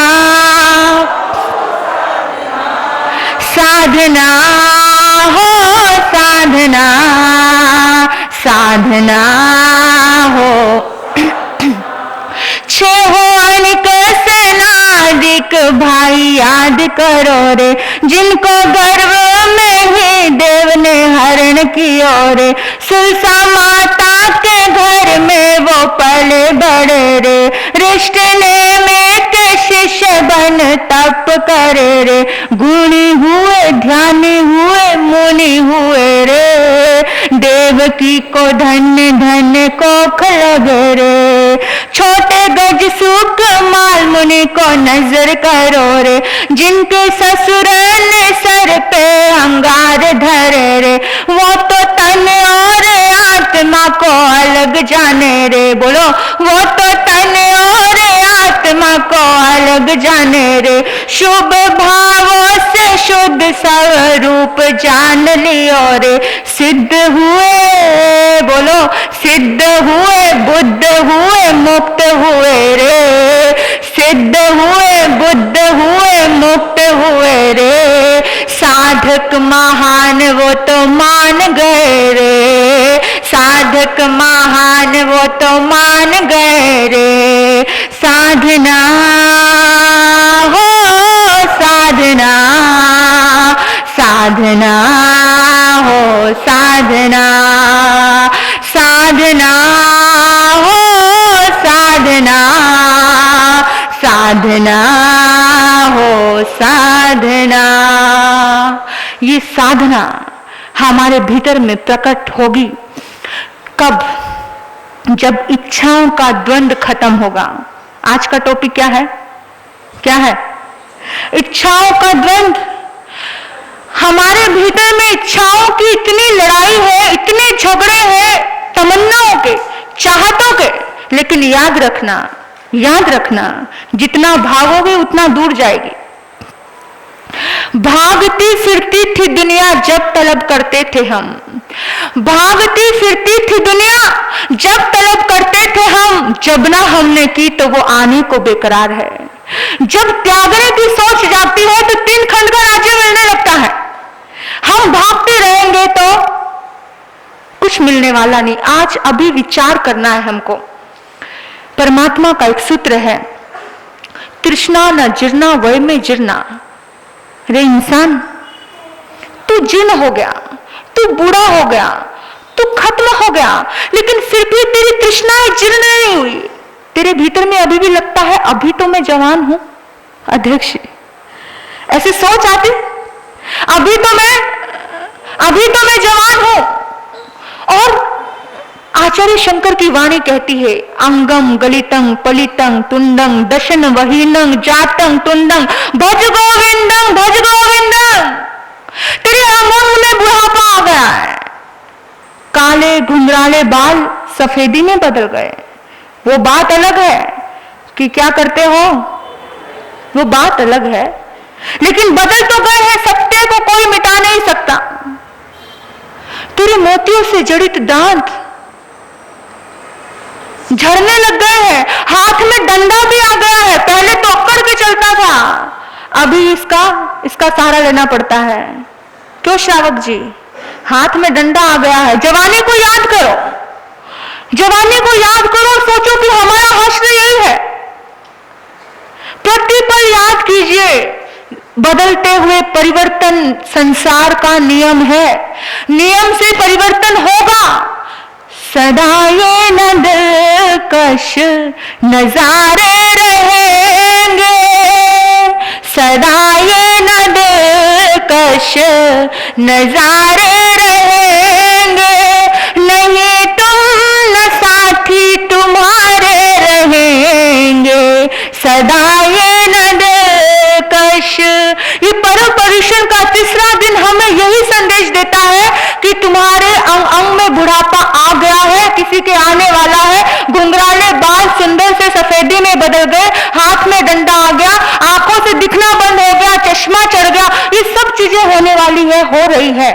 लेकिन इतना सब होने के बाद भी तेरी तृष्णा कम नहीं हुई, तो भी तुझे लगता है ये कर लूं, वो कर लूं, पर कभी अपने आत्मा के लिए नहीं सोचता है कि मैं मरकर के कहां जाऊंगा, मेरा क्या हश्र होगा। कभी ये प्रश्न आता है? आता है कभी? 3 खंड के राजा के मन में भी ये प्रश्न आ जाता है कि मेरी द्वारिका कब ध्वस्त होगी, कब नष्ट होगी। क्या हमारे मन में कभी प्रश्न नहीं आता कि मेरी मौत कब होगी? सोचो, 4 बात है दुनिया में, लाख लाख की बात। निज ने की पर की बदी, इसे दिए बसार। एक धर्म और एक मौत को, इसे रखिए याद। याद रखो मौत को, लेकिन हम कभी याद नहीं रखते। दान दाम बिना निर्धन दुखी, तृष्णावश धनवान। दाम बिना निर्धन दुखी, तृष्णावश धनवान। कहूं ना सुख संसार में, सब जग देखो छान। ये संसार ऐसा है। कोई मांगता है भगवान मैं व्रत कर लूं, मेरे पुत्र का जन्म हो जाए, भगवान मेरा व्यवसाय चल जाए। कोई तन से दुखी, कोई मन से दुखी। दुखी है, संसार तो दुख है, जब तक संसार है दुख है। लेकिन संसार में रहकर संसार से कैसे पार उतरना है, ऐसे पार उतरना है जैसे जल के ऊपर नौका। सब कुछ करो, मैं ये नहीं कहती सांस लेना बंद कर दो, मैं ये नहीं कहती जीना छोड़ दो, सब कुछ करो। सब कुछ करते करते अपनी जिंदगी को इससे निर्लिप्त रूप से जियो, निर्लिप्त रूप से, जैसे जल के ऊपर नौका चलती है और अपने अंदर जल को आने नहीं देती। संसार में रहकर इस तरह से जियो जैसे जल के ऊपर नौका, और अपने अंदर इस संसार को मत आने दीजिए, तो आपका कल्याण निश्चित है, निश्चित। आपको बताओ, हम संसार को देखते हैं, संसार के सबको देखते हैं। ऋतिक रोशन की वाइफ हमारे पास आई, उसके चेहरे में कोई रौनक नहीं थी। ये आज की लड़कियां आहें भरती होंगी, काश ऋतिक रोशन की पत्नी बनी होती। एक बच्ची मेरे पास आई, मुझे कहती महाराज जी देखो ना, हाथ के सलमान खान से शादी होगी। सच में बता रही, झूठ नहीं बोल रही। कहते मेरा हाथ देखकर बताओ, मेरा फेवरेट है वो, बड़ी एडवांस की लड़की। लेकिन मैंने उसको कहा कि बहन, जिनकी उनके साथ शादी हुई है ना, ये तृष्णा, ये इच्छाएं इंसान को इतना तोड़ती है। जिनसे उनकी शादी हुई है, पहले उनसे तो जाकर पूछ कि वो तलाक क्यों ले रहे हैं। हमारे पास आई, उसने अपना परिचय उसके नाम से देना पसंद नहीं किया कि मैं उसकी पत्नी हूं। अब मैं तो जानती नहीं थी। मैंने पूछा आप कहां से आए हो? बोला बॉम्बे से हूं। मैंने कहा कि अच्छा, तो थोड़ा अलग सी थी, यहाँ टैटू वहाँ टैटू, थोड़ा अलग लग रही थी। तो मैंने भी बात कर ली, तो बहुत भीड़ थी, सब लोग थे। तो मैंने उनको बोला कि अच्छा क्या नाम पूछने से पहले तो एक दूसरी बहन ने कहा कि हमारे सब जी ऋतिक रोशन की एक्स वाइफ है। मैंने कहा यानी कि देख लीजिए, आप संसार को देखिए कि जिसकी तमन्नाएं आज बच्चियों को बता दीजिए कि कैसी कैसी तमन्नाएं लेकर चलते हो। इस संसार में सब जग देखो छान, कहीं ना सुख संसार में। इंसान जहां है वहां सुखी नहीं रहता, जहां नहीं है वहां जाना चाहता है। तुम जहां हो वहीं पर सुख ढूंढने की कोशिश करो। तुम वहां भी चले जाओगे तो भी वहां सुख मिलने वाला नहीं है। इच्छाओं का द्वंद। इंसान सातवें आसमान की पे जाने की सोचता है, लेकिन इंसान को यह नहीं पता कि तुम जहां अगर वहां सुखी नहीं तो दुनिया के किसी कोने में तुम सुखी। कोई तन से दुखी, कोई मन से, कोई निर्धन दुखी, कोई धन से। कोई तन से दुखी, कोई मन से, कोई निर्धन दुखी, कोई धन से। कोई मांगे एक लाल, सारी दुनिया बेहाल। डूबी हुई है संसार में, बंदे दुख से नहाए। दुखी सारा संसार, कौन है सुखी संसार में? ये प्रश्न आता है कि सुखी कौन है संसार में। ये प्रश्न भगवान से पूछा था, भगवान महावीर से पूछा था। 10वें कालिक सूत्र में शिष्य ने पूछा था, भगवान ये संसार, हमेशा आपके मुंह से हम सुनते आए हैं कि संसार में दुख है, इस संसार में पीड़ाएं हैं, इस संसार में तनाव है, तो फिर क्या करें भगवान? कि संसार में सुख नहीं है? भगवान ने कहा कौन कहता है सुख नहीं है? सुख है। भगवान ने कहा कौन कहता है सुख नहीं है? सुख है। बोला कैसा सुख? भगवान कहते हैं बेशक तांडव नृत्य हो रहा है विलासताओं का, भौतिकता की चकाचौंध है, लेकिन फिर भी है मनुष्य, कामे कमायं कम्यं खुद दुखं। तू अपनी कामनाओं को खत्म कर दे, तेरे सारे दुख खत्म हो जाएंगे। सारा दुख किस चीज का है? कामनाओं का है, इच्छाओं का है। इच्छाओं की लड़ाई होती है तो दो भाइयों में लड़ाई हो जाती है। जब इच्छा छूट जाती है, वो भरत और बाहुबली, केवल भरत बाहुबली का द्वंद्व था। क्या था? इच्छा का द्वंद्व था। राज्य की इच्छा थी, लेकिन जब छूट गई तो केवल्य प्राप्त हो जाता है बाहुबली को। जिस टाइम छूटता है तो सब इजी हो जाता है। आपको बताऊं, एक छोटी सी घटना बोलकर अपने वक्तव्य को विराम देती हूं।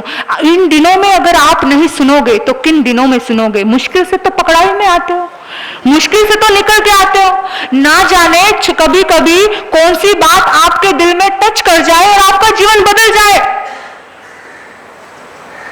राजा अपनी महल के झरोखे से देख रहा है, एक भिक्षु, एक फकीर द्वार पर दस्तक दिया, और जैसे ही द्वार पर दस्तक दिया बोला भिक्षाम देहि, भिक्षाम देहि, और रसोईया निकल कर आता है। बोला बाबा आओ अंदर, हम आपको भिक्षा देने के लिए तैयार है। उसने कहा नहीं, पहले वादा करो मेरे भिक्षा पात्र को भरोगे।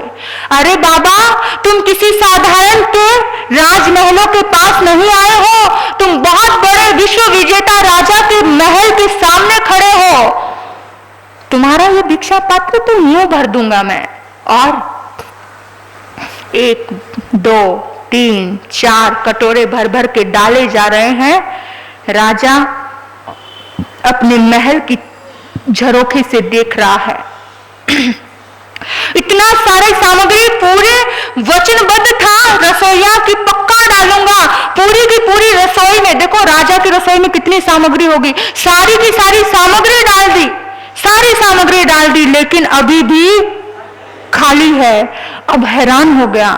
मैं आपको कहूं ये मन ऐसा ही है, ये इंसान की सोच ऐसी ही है, इसको पूरी दुनिया भी भर नहीं सकती है, पूरी सामग्री संसार की पूरी दौलत, आप बेशक ऐश्वर्य बन जाओ तो भी आप अधूरे फील करोगे। आप पूछो जाकर उससे कि वो सुखी फील करती है, वो तो नेगेटिव जो बनावटी जो होते हैं ना, बनावटी मुस्कुराहट, हाय हेलो बनावटी, सब बनावटी करना पड़ता है। अंदर देखो जरा, अंदर झांक कर, सब बनावटी। क्यों? मेरे पास एक लड़की आई, अभी उसने हेलीकॉप्टर इला में काम किया है, काजल की फ्रेंड बनी। उसने कहा हमारे साहब जी कितनी भी थकावट हो, कहते फिर भी ऐसे ही रहना पड़ता है, कहते मेरा तो चेहरा ही ऐसे हो गया। सच उसने यही बोला मुझे, कहते ऐसे ही रहना पड़ता है, और ऐसे 2 मिनट भी ऐसे नहीं बैठ सकते, हमेशा फ्रेश दिखना पड़ता है, पड़ता है, होता नहीं है। आप समझिए, आप समझिए, इंसान दूरदर्शन बहुत कर लेता है, सीनियर खुद का दर्शन नहीं करता। कल बताया था ना, सीनियर, कॉलेज में जाते हो तो सीनियर कहते हैं, सीनियर खुद को देखिए, दूरदर्शन मत कीजिए, दूरदर्शन करोगे तो भटकाव है, खुद को देखिए। आपको बताओ, ये जो आपने देखा गाय के बछड़े के सींग बढ़ते जाते हैं, ऐसे ही इंसान की काम भोग वासनाएं, इंसान की इच्छाएं बढ़ती जाती है, कभी कम नहीं होती। इच्छाओं का दमन करना ही, इच्छाओं को खत्म करना ही इंसान को सुख के द्वार पर लेकर जाता है। कामनाओं के भंवर जाल से इंसान तभी मुक्त हो सकता है, नहीं तो फंसे रहो। उलझ मत दिल बहारों में, बहारों का भरोसा क्या, उलझ मत दिल। आप बोलते नहीं हो साथ में, मैं अकेली कब तक बोलूं? बोलो, उलझ मत दिल बहारों में, बहारों का भरोसा क्या, सहारे छूट जाते हैं, सहारों का भरोसा क्या, सहारे भी छूट जाते, किसका भरोसा करते हो? जब ये दृश्य राजा देख रहा था, नीचे उतर के आया और हाथ पकड़ के फकीर को अंदर बिठा लिया। बोला आनंद स्वामी, तुम बहुत बड़े पहुंचे हुए हो, मैंने आपका नाम बहुत बार सुना है। आनंद स्वामी, आज तुम आ ही गए हो द्वार पे, तो आनंद स्वामी मेरा हाथ देखो। राजा ने क्या कहा? आनंद स्वामी मेरा हाथ देखो और बताओ मेरी मौत कब होगी। राजा ने क्या प्रश्न किया? मेरी मौत कब होगी और मैं मर के कहां जाऊंगा? राजा प्रश्न करता है। आनंद स्वामी ने कहा, अरे बंधु, पूछना था, धर्म कर्म की बात पूछता, जीवन निर्माण की बात पूछता, ये क्या बात पूछ ली? अरे जाने देना, तू नहीं सुन पाएगा। नहीं आनंद स्वामी, बताओ ना आनंद स्वामी, मेरी मौत कब होगी और मैं मर के कहां जाऊंगा? मुझे जानना है। ना जाने ये प्रश्न आज आया है, और आज आया है तो मुझे पूछना है। आनंद स्वामी ने मना किया, तू सहन नहीं कर पाएगा, तू सुन नहीं पाएगा, तू जाने दे, तू धर्म कर्म में अपने जीवन बिता, धर्म में लगा अपने मन को। नहीं आनंद स्वामी, आपसे निवेदन है, आपसे कृपा है आनंद स्वामी, बताओ ना मैं मर करके कहां जाऊंगा। आनंद स्वामी ज्ञानी थे, बहुत बार नाम सुना होगा आपने। महात्मा बुद्ध के शिष्य आनंद का ज्ञानी आत्मा थी।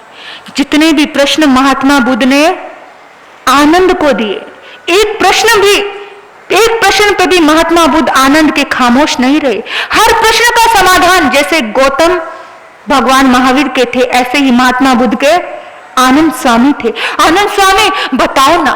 आनंद स्वामी ने कहा कि सुनो राजन, अगर सुनना ही चाहते हो तो आज से ठीक 7वें दिन तुम्हारी मौत है। और सुनो, मरने के बाद तुम जन्म कहां लोगे ये भी सुनो। जानते हो, जो तुम्हारे राजमहलों की गंदगी जिस गंदगी कुंड में जाती है, वो जहां रानियों का गंद जाता है, नहाना धोना सब मैल मल मूत्र जाता है, उस कुंड में जाकर के तुम नाली के कीड़े के रूप में जन्म लोगे। जैसे ही ये बात सुनी, राजा के पैरों के नीचे से जमीन खिसक गई। हाँ, ये सत्य बता रहा हूं राजन, तुमने भोग वासनाओं में, इच्छाओं के द्वंद में, ये जीत लो, वो जीत लो, ये प्राप्त कर लो, विश्व विजेता हो जाओ, तुम बस यही ख्वाहिशें बुनते रहे, यही ख्वाहिशें बुनते रहे। और उन ख्वाहिशों के तहत में जो तुम इस धरती पर मनुष्य जन्म का ये रत्न लेकर आए थे, वो रत्न भी तुमने खो दिया। तुम जो लेकर आए थे, जितनी कमाई की थी उतनी तो कमाई रखो, उसको तो मत खोइए। आपको कह रही हूं, आनंद स्वामी राजा को कह रहा था, मैं आपको कह रही हूं और अपने आप को भी कह रही हूं कि जो लेकर आए उसे तो सुरक्षित रखो। धन दौलत खर्च करने में तो कितना सोचते हो, 10 बार सोचते हो, खर्च करूं कि नहीं करूं। दान देने में तो 10 बार सोचते हो, दूं कि नहीं दूं, देते देते भी वापस आ जाता है। लेकिन अपने समय को सार्थक करने में नहीं सोचते हो, पुण्य कमाने में नहीं सोचते हो, कुछ नहीं सोचते हो। बोला आनंद स्वामी, तूने कभी परमात्मा का नाम नहीं जपा, तूने जगत के रंग नहीं देखे। मैं बताती हूं, जगत के रंग क्या देखूं, तेरा दीदार काफी है। जब आपकी लगन परमात्मा से लगती है तो आप ये कहोगे कि जगत के रंग क्या देखूं प्रभु, तेरा दीदार काफी है। क्यों भटकूं गैर के दर पे, क्यों भटकूं गैर के दर पे, तेरा दरबार काफी है। इस दरबार पे आओगे तो तुम्हें ठुकराया नहीं जाएगा, अपनाया जाएगा। धर्म द्वार पे आओगे तो दुनिया तुमसे कुछ छीनेगी नहीं, बल्कि तुम दान भी दोगे तो ले जाना ही दे जाने का नाम हो जाएगा। समझे आप बात मेरी? यहां पर सब कुछ देना भी आपका बैंक बैलेंस सेव हो जाएगा, देना भी आपकी सेविंग में चला जाएगा और आपको समझ भी नहीं आएगा। ये स्थान ऐसा है, गैर कोलो मंगीना गुरांडे कोलो संगीना। हम तो ऐसे हैं, पूरी दुनिया से प्यार करते हैं लेकिन संतों के द्वार पर आने से घबराते हैं। सुन राजन, तूने रात गवाई सो के और दिवस गवाया खाए के, कोड़ी जन्म अनमोल था, हीरा जन्म अनमोल था, कोड़ी बदल जाए, तूने रात गवाई सोए के। तूने पूरा जीवन ऐसे ही गवा दिया, रात सोकर गवा दी, ऐशोआराम में गवा दी, रानियों की कक्ष में गवा दी, दिन खाकर गवा दिया, कमाकर गवा दिया, सब गवा दिया। कमाया क्या तुमने? आप सोचो, अपने आप से पूछो, कुछ कमाया है? इस दुनिया से जाओगे तो कुछ कमाई करके गए या फिर खो दिया?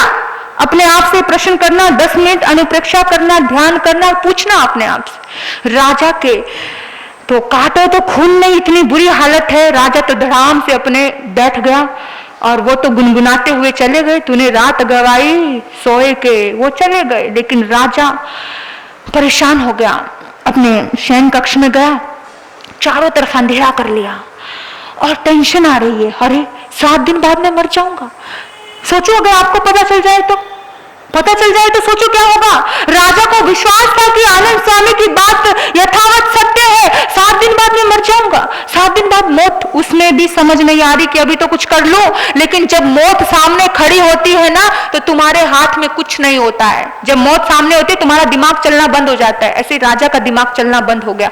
राजा सोचता 1 दिन बीता, 2 दिन बीता, 3 दिन बीता, 4, 6 दिन बीत गए, 6 दिन बीत गए। रात का समय था, रानियों से मिलना बंद कर दिया है, आदेश दे दिया कोई ना मिले। रानियों ने सोचा कि अरे नहीं मिलना चाहते होंगे, क्यों बेकार में राजकाज में इतनी झंझट मारी होती है, क्यों दुखी करना, कोई क्यों डिस्टर्ब करना। आसपास कोई नहीं आ रहा है, कोई भी नहीं फटक रहा है और अंधेरा किया हुआ है। अब तो उसको नाली में चलता हुआ कीड़ा नजर आने लगा, कुलबुलाता हुआ कीड़ा नजर आ रहा है। और आपको बताऊं, मरते वक्त जब गति का बंद होता है तब इंसान को इंट्यूशन पावर होनी शुरू हो जाती है। कुछ लोग तो बोलते हैं अरे मेरे मरने पर रोना मत, मुझे बड़े बड़े महल दिख रहे हैं। हमने सुना है, ऐसी वाक्य भी सुना। कुछ लोग बोलते हैं हाय मैं मरा, हाय मेरी आग लग रही है, हाय मुझे जलन हो रही है, आग का जीव बनेगा। कुछ लोग कहते हैं मुझे ऐसा हो रहा है। यानी गति का बंद इंसान के परिणाम शुरू कर देता है, आनुपूर्वी चलनी शुरू हो जाती है। इंसान को मौत का जब दस्तक आता है, इंसान की आत्मा उन भावनाओं को खींचने लग जाती है। गौर करना। और ऐसा ही सब चल रहा था, बहुत जबरदस्त ढंग से सब चीजें अंदर में द्वंद चल रहा है। क्या करूं? एकदम सेनापति को बुलाया, सेनापति को कहा सेनापति तुम मेरा एक काम करोगे? बोला महाराज ऐसे कैसे कहते हो, हुक्म कीजिए, आज दिन तक आपने हुक्म दिया है, ऐसे कैसे कह रहे हो कि काम करोगे? जब मौत सामने आती है तो सब अहंकार गुल हो जाता है। उन्होंने कहा सेनापति हमारा जो रानियों का कुंड है ना, बोला हाँ, उस कुंड में तुम कल जाना और कल जाने के बाद उस कुंड में तुम्हें एक कीड़ा मिलेगा। सेनापति उस कीड़े को मार देना। सेनापति सेनापति वचन दो, सेनापति उस कीड़े को मार दोगे ना? सेनापति बोलो बोलो, सेनापति मौन क्यों? उस कीड़े को मार देना सेनापति। सेनापति ने कहा राजन आपका नमक खाया है, ये तो कीड़े की बात है, आप चाहो तो गर्दन काट के आपके चरणों में रख दूं। आप, मैं वचन देता हूं सेनापति। कहता है मैं उस कीड़े को मार दूंगा, जा सकते हो, जा सकते हो। कुछ पूछना चाहता था सेनापति, उस कीड़े से क्या संबंध है आपका? क्यों मारना चाहते हो उस कीड़े को? क्यों तकलीफ देना चाहते हो? लेकिन आज्ञा हो गई थी, जा सकते हो। सुबह उठा राजा, जोर से हिचकी आई, जोर से वॉमिटिंग हुई, धड़ाम से नीचे गिरा, प्राणांत हो गए। पूरे के पूरे राज्यसभा में हलचल मच गई। राजा इस दुनिया में नहीं रहा। इधर रानियां रो रही हैं, बिलख रही है। सब लोग अंतिम संस्कार के लिए उसको लेकर गए, इत्र छिड़के गए, बड़े बड़े भारी दोशाले उड़ाए गए, बड़े चंदनों की लकड़ी से उसका अग्नि संस्कार किया गया। लेकिन वो तो कहीं और, यहाँ इत्र छिड़को, यहाँ चंदन की लकड़ी लगाओ, कुछ करो, कुछ नहीं। आ रहा था सेनापति, आते आते याद आता है राजा को वचन दिया था। पहुंच गया गंदगी के कुंड के पास, देखा सचमुच इतना बड़ा कीड़ा और ऐसे से मुंह उठाकर देख रहा है। अच्छा तूने मेरे महाराज को खत्म किया है, मेरे महाराज तेरी वजह से मर गए, तेरी वजह से दुनिया से चले गए। इतना गुस्सा आता है, लिया पत्थर और जोर से कोने में दाग मारा और वो नाली का कीड़ा कोने से फटाफट उस कोने में आ जाता है। अच्छा तू बचता है, लेकिन तुझे छोड़ूंगा नहीं, तुझे मार के छोड़ूंगा। और लिया फिर पत्थर, फिर जोर से उस कोने में मारा। अच्छा फिर बच गया। वो नाली का कीड़ा भी बचना चाह रहा है, मरना नहीं चाह रहा। जोर से उधर से लिया, उधर गया, उधर से लिया, उधर गया। अच्छा तू ऐसे नहीं मानेगा, अभी देखता हूं। धोती उठाई अपनी और ऊपर की और उस गंदगी के कुंड में उतरना शुरू हो गया। तू ऐसे नहीं मानेगा, तलवार ली, 2 टुकड़े कर दूंगा। तूने मेरे महाराज को तकलीफ दी, तूने मेरे महाराज को तकलीफ दी, मैं तुझे छोड़ूंगा नहीं। जैसे ही तलवार, नंगी तलवार लेकर कुंड में उतरने ही वाला था, पीछे से किसी ने कंधे पर हाथ रख दिया। देखा आनंद स्वामी, आनंद स्वामी छोड़ दो मुझे, आनंद स्वामी इसने मेरे महाराज को मार दिया, आनंद स्वामी मेरे महाराज इस दुनिया में नहीं रहे, आनंद स्वामी मैं इसे नहीं छोड़ूंगा, आनंद स्वामी। आनंद स्वामी ने कहा, अरे नादान, तू इसे मारेगा, तू भी इस कुंड में जा जन्म लेगा, क्यों व्यर्थ में कर्मों का बोझ अपने ऊपर लेके जा रहा है? बोला क्यों, मुझे मेरे महाराज की आज्ञा का पालन करना है। बोला ये तेरे महाराज की ही तो आत्मा है। मुंह खुला का खुला रह जाता है, आंखें फटी की फटी रह जाती है, हाथ से तलवार छूट जाती है। आनंद स्वामी तो ये कहते चले जाते हैं, तूने रात गवाई सोए के और दिवस गवाया खाए के, हिया जन्म अनमोल था कौड़ी में गवा दिया, वही सब छूट गया, ड्रेस वही छोड़ दी और सेनापति की ड्रेस छोड़कर आनंद स्वामी के पास पहुंच गया, दीक्षित हो गया। वो तो तर गया, उसने तो अपना उद्धार कर दिया। अपने अंदर झांक लेना कि हम अपना उद्धार करने के लिए तैयार हैं। ऐसा तो नहीं कि हमारी गति का बंधन कहीं गलत ना हो जाए। खाना पीना सोना ये सब चीजें तो संसार में एक कीड़ा भी करता है, एक पक्षी भी अपना घोंसला गरौंदा बनाकर रह लेता है, एक पक्षी भी अपने बच्चों के पेट पालन कर देता है, लेकिन कुछ विशेष काम जो आपको मानव के रूप में, मानवता के रूप में सिद्ध कर जाए, इंसान था तो लाजवाब था, गजब का था। बस ऐसा धर्म कार्य, ऐसा धर्म काम हमसे हो जाए, आपसे हो जाए, यही प्रार्थना है कि हमारी आत्मा प्रतिपल जागृत अवस्था में जिए। ये याद रखने वाली बात है, ये सुनकर छोड़ने वाली बात नहीं है। सोचना कि कभी आपकी आत्मा तो नहीं ऐसा हो जाएगी, और अगर ऐसा इस रास्ते पे कदम बढ़ाया है तो वापस आ जाइए, वापस आ जाइए। जितना वापस आओगे अपनी जिंदगी का उद्धार और कल्याण हो जाएगा, अनंत अनंत कर्मों की निश्रा कर पाओगे। तो सोना मत अपने बच्चों को, पूरा यंगस्टर, मैं कहती हूँ हम देखा पूना में 12 बजे तक दुकानें नहीं खुलती है। गजब का मजा आया पूना चातुर्मास करने का। बॉम्बे खाड़ वालों के पास भी उतना ही समय है, 24 घंटे ही है, ज्यादा नहीं है, उतना ही समय पूना वालों के पास भी था। मैं गीत गाऊंगी आपके आगे जाकर, यहाँ पर नहीं गाने वाली हूँ, तो इसलिए मैं आपको बता रही हूँ, आप जागृत हो जाइए, किसी को नहीं पड़ी। अपने बच्चों को जगाइए, अपने युवाओं को, अपनी बहुओं को, अपने सभी साथियों को, घर का हर सदस्य जागे। हमारी यही मंगल कामना है। यही आपने मुझे इतने प्यार से, इतने डूबकर, इतनी श्रद्धा से सुना। मैं आप सभी की अनुग्रहित हूँ, आप सबका धन्यवाद है। अपने वक्तव्य को यहीं विराम देती हूँ।